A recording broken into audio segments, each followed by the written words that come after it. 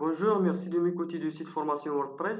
À travers de cette vidéo, je vais expliquer comment utiliser la bibliothèque de médias. Comment l'utiliser cette bibliothèque? Donc comment elle se présente et qu'est-ce que c'est que cette notion de fichier attaché? Pourquoi en fait les fichiers, les médias, les images se mettent dans cette bibliothèque de médias? Donc pour ça on va se rendre dans le panneau d'administration de WordPress. Je suis ici sur une page qui est la fameuse page de la brocante du 18 mai 2015 que j'enregistre avant de revenir sur le tableau de bord de WordPress. Sur ce tableau de bord, plusieurs choses. À gauche, le menu. Au sein du menu, une section médias. Dans cette section médias, vous avez un lien bibliothèque. En fait, bibliothèque et médias. Vous allez voir que je clique là ou que dans le tableau de bord, je clique sur médias bibliothèque, je suis redirigé au même endroit. J'ai ici toutes mes images qui appartiennent à la bibliothèque de médias. Donc, la bibliothèque de médias, c'est ça, c'est le lieu de rassemblement de toutes les images que vous aurez mises à travers vos articles, de tous les documents PDF, de tous les sons, etc. C'est pas que les images. C'est pour ça que ces petits éléments vous permettent de filtrer. Donc là, j'ai que 2 images. Donc le filtre ne va pas être très représentatif. J'ai pas de vidéo. Il n'y a pas de fichier média attaché. Par contre, les images, j'en ai 2. Ici, ce petit outil va vous permettre de changer l'affichage. Soit un affichage en liste, soit un affichage comme ça, plutôt en mosaïque. L'affichage en liste, il a l'avantage de vous permettre de voir quel est le type de l'image ou du média. Donc là, c'est une image, donc soit du JPG, soit du PNG, soit du GIF, etc. Là, en l'occurrence, c'est du JPG. Il va vous permettre de voir qui a mis en ligne cette image, quand, et surtout, est-ce que l'image est utilisée quelque part. Là, cette image-là, elle est utilisée sur mon article de la brocante. Cette image-là, pour l'instant, elle est utilisée nulle part. Donc si je clique sur joindre, je pourrais la rattacher à un article. Pour l'instant, je ne veux pas. Ce que je vais faire, c'est bien vous montrer que quand j'ajoute une image, dans article, j'ajoute une image. Pardon, là j'ai cliqué sur ajouter un article. Donc je reviens. Ce que je veux, c'est modifier un article pour y ajouter une image. Donc je vais modifier cet article du 18 mai 2015. Je vais me placer ici et je vais ajouter une image. Donc l'image, j'en ai téléchargé en fait avant le début de la vidéo sur mon bureau. Je ne veux pas prendre une image de la bibliothèque de médias, parce que si je prends une image de la bibliothèque de médias, forcément, j'ai rien qui va s'ajouter dans la bibliothèque de médias, puisque je vais déjà être en train de piocher dans cette bibliothèque. Non, là ce que je vais faire, je vais envoyer un fichier, et je vais sélectionner un fichier, vous allez voir, qui s'appelle diapo1.jpg. Donc diapo1.jpg, il est là. Je l'ouvre, et voilà, là le fichier se charge en fait dans la bibliothèque de médias. C'est pour ça que j'ai changé d'onglet. Donc en fait, on n'a pas le choix. Quand on ajoute une image, c'est automatiquement dans la bibliothèque de médias. Donc vous allez voir en fait, je dis on n'a pas le choix, c'est pas tout à fait vrai. Si je voulais, je pourrais insérer une image sans l'ajouter dans la bibliothèque de médias. Pour ça, il faudrait que j'ai le lien vers cette image, par exemple cette image-là. Et en fait, quand j'ajoute un média, je peux choisir insérer à partir d'une adresse web. De telle sorte que ici, je vais récupérer l'image, mais pas vraiment chez moi en fait. Je vais faire un lien vers cette image à distance. C'est-à-dire que là, l'image que j'ai insérée, vous allez voir, je vais mettre à jour la page, elle sera bien au sein de mon article, ici. Mais en fait, si je regarde dans ce qui s'appelle le code source, c'est-à-dire si je fais clic droit, inspecter l'élément, je vois que cette image, elle n'est pas chez moi. Elle est sur upload.wikimedia.org. Alors que cette image-là, elle est bien sur michaeldelonnet.com/office de tourisme. Voilà. Et d'ailleurs, la preuve, c'est que cette image-là, vous allez voir, elle n'apparaît pas dans ma bibliothèque de médias. Donc pour m'en assurer, je vais aller dans la bibliothèque de médias. Et là, je m'aperçois que j'ai bien cette image-là, diapo 1, que je viens d'ajouter il y a 1 minute.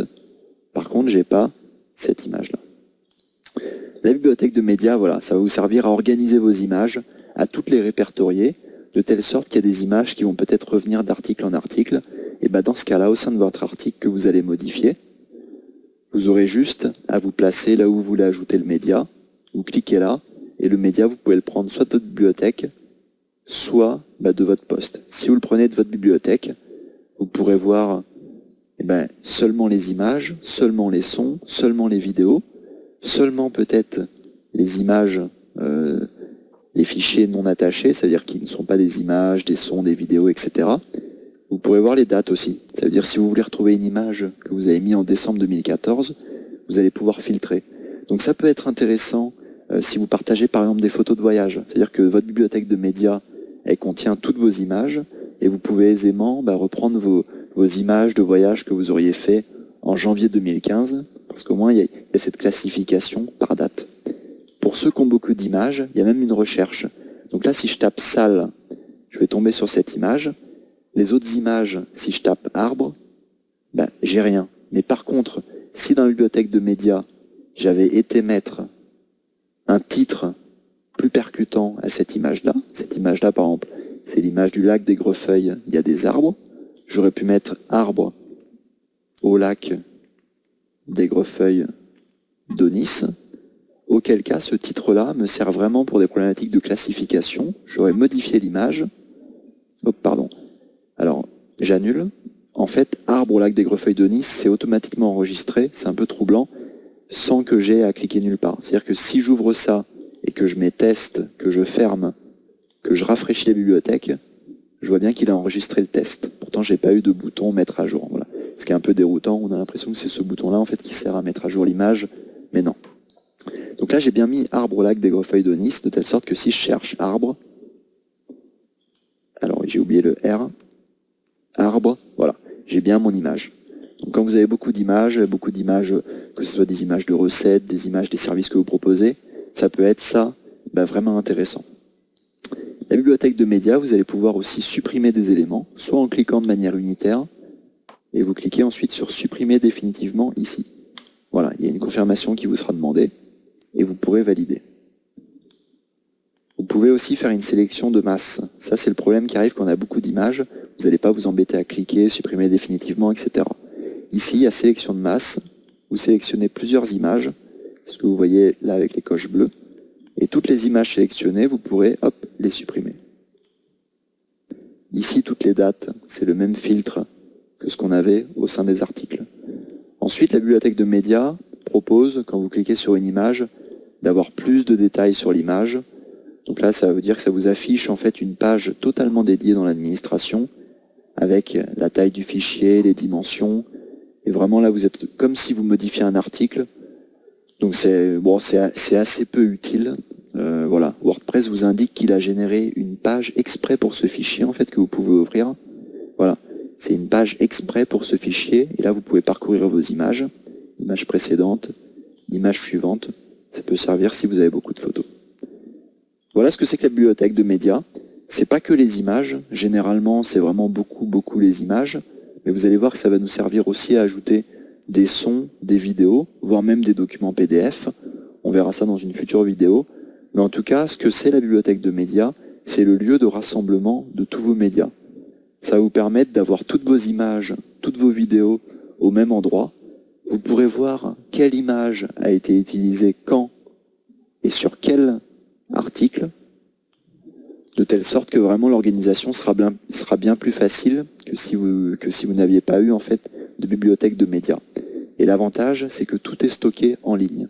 Cette image-là, par exemple, que j'ai mise tout à l'heure, arbre au lac d'Aigrefeuille d'Aunis, si je l'affiche, je vois bien que cette image, je fais un clic droit, copier l'URL de l'image, je la charge, elle est bien en ligne. Elle n'est plus sur mon poste, elle est maintenant sur mickaeldelaunay.com/office de tourisme. Merci beaucoup de m'avoir écouté et à très bientôt.